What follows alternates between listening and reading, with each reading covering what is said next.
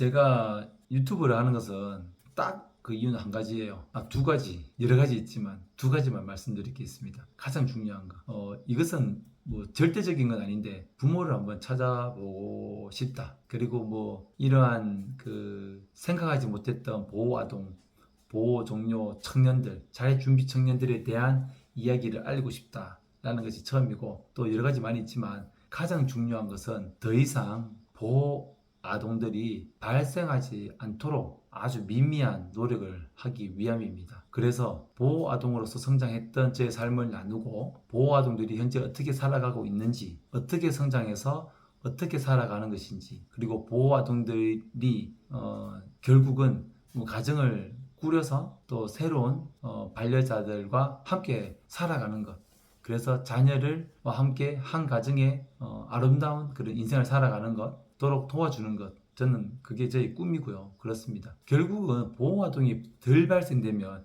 자연스럽게 보호아동은 없어지겠죠. 그러기 위해서 물론 바로 지금 시설에 대한 어떤 좋지 않은 부분들을 이야기함으로써 시설을 문 닫으면, 시설을 없애면, 없어지면 제일 좋겠지만 그러지 못하는 상황 속에서 보호아동들이 덜 발생되는 방법을 좀 찾아보고, 덜 발생되도록 사회에 조금이라도 어떤 유기아동, 방임이나 아동학대로 의해서 발생되는 보호아동에 대한 경각심, 어떤 그 대상자, 보호아동 아이를 버린 부모에 대한 그 어떤 그 인식 개선이 아니더라도 주변에 잠재적인 표현은 사실 제가 좀 죄송한 말씀이고, 주변에 누군가 뭐 실직이나 그 다음에 질병과 뭐 사별, 이혼, 그런 부모님이 어쩔 수 없는 그런 상황 속에서 발생되는 아이들은 어쩔 수 없지만, 정말 이혼이라든지 아동학대, 그 유기, 그러한 일들로 인해서 발생되지 않도록 주변에서 좀 도와줘야 된다. 사회에서 그러한 어떤 도와줄 수 있는 든든한 그 울타리를 만들어주면 보호아동이 덜 발생된다. 보호아동이 발생되더라도 그 아이들을 품을 수 있는 위탁 가정과 입양도 좋고, 입양이 제일 좋은 것이죠. 그래서 보호아동이 덜 발생되도록 제가 어떤 노력을 할 수 있을까, 해야 하는가, 그것이 저의 가장 고민입니다.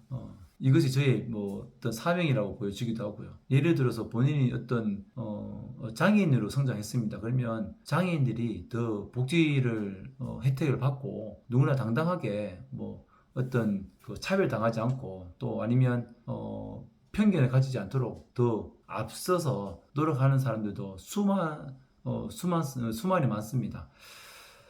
저는 이제 그 대상자가 보호 아동이라고 이제 저는 생각이 드는데, 어떻게 앞으로도 그 보호 아동들이 덜 발생되도록 노력해야 할 것인가, 그건 저의 고민이고, 또 이것을 시청하시는 여러분들도의 책임이라고 생각을 합니다. 물론 우리가 할 수 있는 일은 너무나 미비하겠지만, 최근 뉴스에 나오는 유기 아동들, 그리고 출생신고 되지 않은, 정말 출생신고 미등록으로 인해서 그 아이들이 지금 생사가 어떻게, 지금 생사 여부도 모르는 그런 아이들, 우리는 정말 이 땅에서 태어난 것도 정말 대단한 거고 감사한 거고, 이렇게 성인이 되면서까지 정말 성인이 된 것도 정말 큰 다행이고 참으로 감사한 일이고, 우리가 우리 아이들, 여러분의 자녀들 뿐만 아니라 정말 주변에 많은 사람들을 어떤 그 안위,